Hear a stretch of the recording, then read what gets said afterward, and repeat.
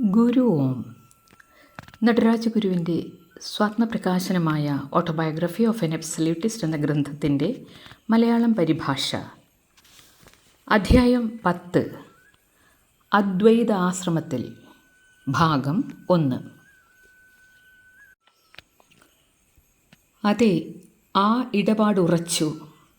അതെൻ്റെ ജീവിതത്തെ പ്രത്യക്ഷമായോ പരോക്ഷമായോ എങ്ങനെയാണ് ബാധിക്കുന്നതെന്ന കാര്യം അപ്പോഴും എനിക്ക് നിഗൂഢവും അവ്യക്തവുമായിരുന്നു. നിശ്ചിതമായ കപ്പൽ ചാലുകളില്ലാത്തതും മൂടൽ മഞ്ഞുകൊണ്ട് പുകഞ്ഞു കിടക്കുന്നതുമായ കടലിലേക്ക് ചിലപ്പോൾ കപ്പൽ തിരിച്ചുവിടേണ്ടി വരുമല്ലോ. എന്താണ് സംഭവിക്കാൻ പോകുന്നതെന്ന് അപ്പോൾ വ്യക്തമല്ല. അല്ലെങ്കിൽ എന്തിന്, ജീവിതം തന്നെ ഒരു സാഹസിക യാത്രയല്ലേ.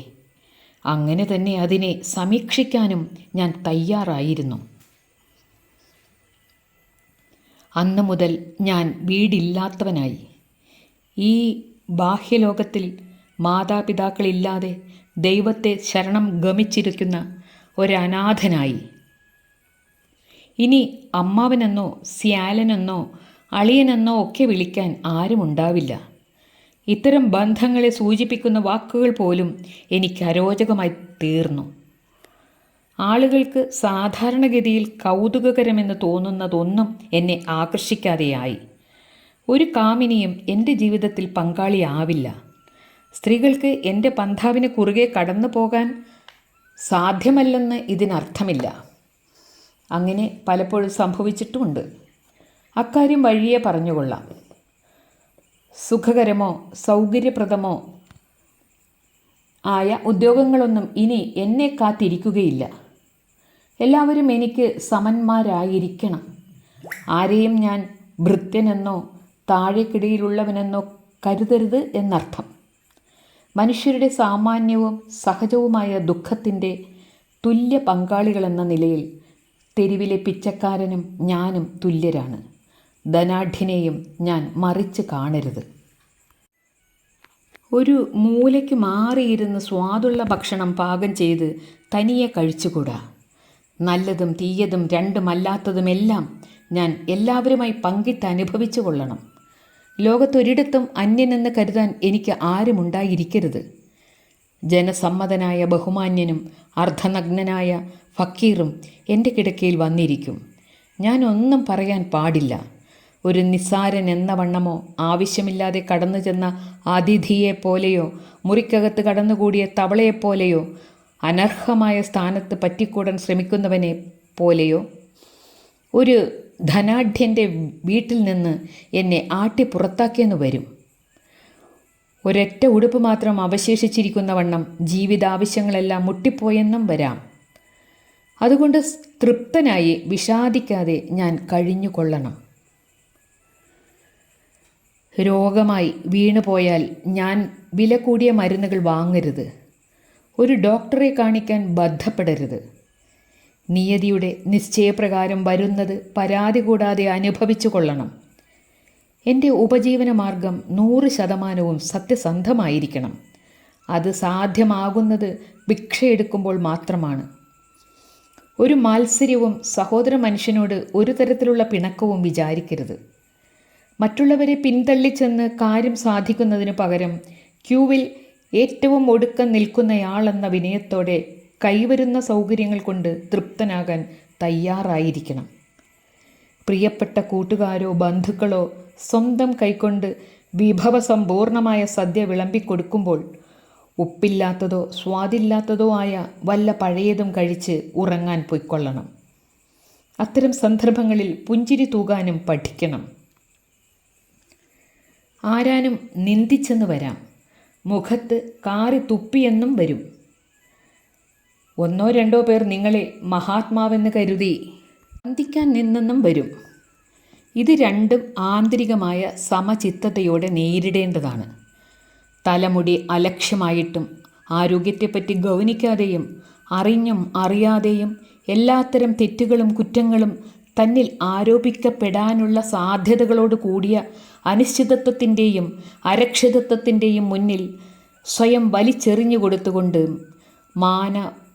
അപമാന സമമാനസനായി സമദുഃഖ സുഖ സ്വസ്ഥനായി അനുകൂലവും പ്രതികൂലവുമായ കാലാവസ്ഥകളെ തരണം ചെയ്തുകൊണ്ട് തനിയെ മുന്നേറിക്കൊള്ളണം. ഇത്തരമൊരു നടക്കാവാണ് എൻ്റെ മുന്നിൽ തുറന്നു കിടക്കുന്നതായി ഞാൻ കണ്ടത്. ഭാവി എനിക്ക് വേണ്ടി കരുതി വച്ചിരിക്കുന്നത് എന്താണെന്ന് ഞാൻ നോക്കി. ഒരു വലിയ 0 മാത്രം. ആലുവ അദ്വൈതാശ്രമത്തിൽ എന്ന ഉപാധ്യായം. ഞാൻ നാരായണഗുരുവിൻ്റെ ശിഷ്യനായ ഒരു സന്യാസിയാകുന്നതിനുള്ള രംഗം തികച്ചും അനുകൂലമായി സംവിധാനം ചെയ്യപ്പെട്ടിരുന്നു. എല്ലാം ഒത്തിണങ്ങിയിട്ടുള്ള ആ സന്ദർഭത്തിൽ എൻ്റെ ഭാഗത്തു നിന്നൊരു മുൻകൈ എടുക്കൽ ആവശ്യമായിരുന്നില്ല. സ്വാഭാവികമായി എനിക്ക് തുറന്നു കിട്ടിയ ആ ജീവിത സരണിയിൽ നിന്ന് കൽപ്പിച്ചുകൂട്ടി എന്നെ അകറ്റിക്കളയത്തക്ക തടസ്സങ്ങളൊന്നും കണ്ടില്ല. ഈ ജീവിത സരണി സുഖത്തിലേക്കാണോ ദുഃഖത്തിലേക്കാണോ ബന്ധത്തിലേക്കാണോ മോക്ഷത്തിലേക്കാണോ നയിക്കുന്നത് എന്നത് അജ്ഞാതവും ആജ്ഞേയവുമായ ഭാവി ജീവിത സംഭവങ്ങളുടെ ചുരുളുകൾ സ്വാഭാവികമായി നിവർന്നു വരുമ്പോൾ മാത്രമേ നിർണയിക്കാനാവൂ. ഇത്തരം മൂടൽമഞ്ഞിൽ കൂടി കപ്പലോടിച്ചു പോകുന്നത് എനിക്കിഷ്ടമാണ്. എൻ്റെ ഹൃദയാന്തർഭാഗത്ത് അതിൽ സന്തോഷവും ഉണ്ടായിരുന്നു എന്ന് മാത്രമേ ക്ലിഷ്ടമായ ത്യാഗത്തിൻ്റെ സന്നദ്ധവേഷം ധരിച്ച ആ അവസരത്തെപ്പറ്റി പറയാനാവുന്നുള്ളൂ. ഒരു ത്യാഗിയായി ജീവിക്കാമെന്നുറച്ചതോടുകൂടി തന്നെ തത്വത്തിൽ ഞാനൊരു സന്യാസിയായി കഴിഞ്ഞു. കൂടുതൽ നിരപേക്ഷമായ ഒരു മൂല്യത്തിന് വേണ്ടി ഐഹികമായ സുഖങ്ങളെ വേണ്ടെന്ന് വയ്ക്കുന്നതാണല്ലോ ത്യാഗം. ഈ ത്യാഗം അഥവാ ഭോഗവിരാഗം തന്നെയാണ് കാലക്രമത്തിൽ പരിണിതമായി ഗീതയുടെ അധ്യായങ്ങളെ വിവരിക്കുന്ന യോഗിയുടെയോ സന്യാസിയുടെയോ സുവ്യക്തമായ ജീവിത മാതൃകയോടുകൂടി പൊരുത്തപ്പെട്ടു പോകേണ്ടത്. ആ നിലയ്ക്ക് നോക്കിയാൽ തീരുമാനമെടുത്തു കഴിഞ്ഞെങ്കിലും അപ്പോഴും ഞാനൊരു നവദീക്ഷിതൻ മാത്രമായിരുന്നു. ഒരു സന്യാസിയാകുന്നതിന് പുറമേയുള്ള നിർദ്ദിഷ്ട ജീവിത മാതൃക കൈക്കൊള്ളുന്നതിനേക്കാളും പ്രാധാന്യമർഹിക്കുന്നത് അകമേ നാം എടുക്കുന്ന തീരുമാനമാണ്. ആ തീരുമാനം അധ്യാത്മ ജീവിതത്തിന് അനുയോജ്യമായ ബാഹ്യകാര്യങ്ങളോട് ഇണങ്ങിപ്പോകുമോ എന്ന ചോദ്യം ഒരു കുഴലിൽ നിറച്ച വെള്ളം പുറമേയുള്ള വെള്ളത്തിലേക്ക് താഴ്ത്തുമ്പോൾ രണ്ടിടത്തെയും വെള്ളത്തിൻ്റെ നിരപ്പ് ഒന്നാകുമോ എന്ന് ചോദിക്കുന്നത് പോലെയാണ്. ജ്ഞാനസന്ദർഭത്തിനോടുണ്ടായിരിക്കേണ്ട പാരസ്പര്യം തെറ്റായ രീതിയിലാണ് സ്ഥാപിക്കുന്നതെങ്കിൽ അവിടെ ആവശ്യമായ പരാസരണം നടക്കുന്നില്ല. എന്നാൽ സമ്യക്കായ പാരസ്പര്യം സ്ഥാപിച്ചു കഴിഞ്ഞാൽ ഫലത്തിൻ്റെ കാര്യം കാലം നോക്കിക്കൊള്ളും. ഇപ്പറഞ്ഞത് ജീവിതത്തിൽ തന്നെ സഫലമാകാവുന്നതോ ഭാവി ജന്മങ്ങളിൽ സംഭവിക്കാവുന്നതോ ആകാം. അനന്തമായ ജീവിതത്തിൽ ഭാവി ജന്മങ്ങൾക്ക് സ്ഥാനമില്ലാതെയില്ല. അങ്ങനെ 1922 ഭാരതത്തിൽ അന്ന് ജീവിച്ചിരുന്ന മഹാഗുരുക്കന്മാരിൽ ഒരാളിൻ്റെ അനുമതിയോടുകൂടി ആലുവ അദ്വൈതാശ്രമത്തിൽ അന്തേവാസിയായി ചേർന്നപ്പോൾ തന്നെ ഞാൻ തത്വത്തിൽ ഒരു സന്യാസിയായി കഴിഞ്ഞെന്ന് പറയാം. ആശ്രമത്തിലെ ദിനചര്യ എന്ന ഉപാധ്യായം.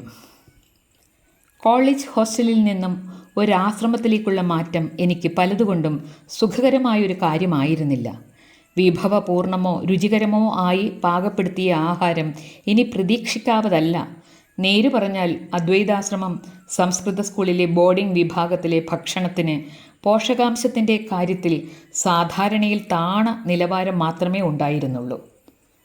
കഞ്ഞി വയ്ക്കാൻ ഉപയോഗിക്കുന്ന അരി നല്ല ജാതിയോ നേരെ പുഴുങ്ങി കുത്തിയതോ ആയിരുന്നില്ല. മഴക്കാലത്ത് വെയിലിൽ ഉണക്കുക സാധ്യമാകാതെ വരുമ്പോൾ നെല്ല് വറുത്ത് കുത്തുകയാണ് ചെയ്യുന്നത്. അത് കാരണം കഞ്ഞിയിൽ ഉമിയും കരിഞ്ഞ അരിയുമെല്ലാം ഉണ്ടാവും. അതുപോലെ തന്നെ കഞ്ഞിക്ക് കൂട്ടാൻ ഉണ്ടാക്കാനും ഊണിന് കറിവയ്ക്കാനുമായി മാനേജർ എന്ന് പറയുന്നയാൾ ഏതോ ഒക്കെ മലക്കറികൾ ഉപയോഗിച്ചിരുന്നു. ഒന്നും എനിക്ക് പിടിച്ചില്ല. നെയ്യ് എവിടെ? ഹോസ്റ്റലുകളിൽ വിശേഷമായി വിളമ്പിത്തരുന്ന കട്ടിത്തൈരെവിടെ? നല്ല കടുപ്പത്തിലുള്ള കാപ്പിയും ഇടയ്ക്കും മുറയ്ക്കും വൈവിധ്യം വരുത്തി വിളമ്പിത്തരുന്ന പലഹാരങ്ങളും എവിടെ? എല്ലാം പോയി. സൂര്യോദയ സമയത്ത് പുഴയിൽ പോയി മുങ്ങിക്കുളിക്കാമെന്നത് സത്യം തന്നെ. അതുപോലെ തന്നെ വൈകുന്നേരത്തും പരിഷ്കൃതമല്ലെങ്കിലും അതുമാത്രമാണ് അവിടെ ഉണ്ടായിരുന്ന സുഖവിഭവം.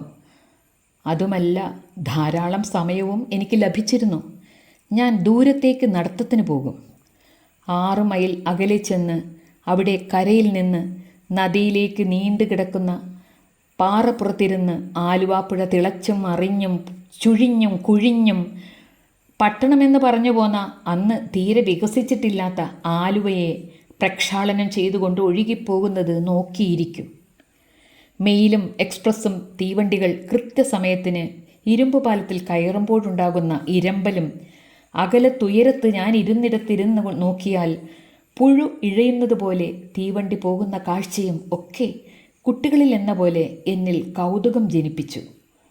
വലിയ വസ്തുക്കൾ ചെറുതായി തോന്നും, നീളമുള്ളവ ഹ്രസ്വമായി തോന്നും, ഇടമുറിയാത്ത ചക്രവാളരേഖ മുറിഞ്ഞതായി തോന്നും.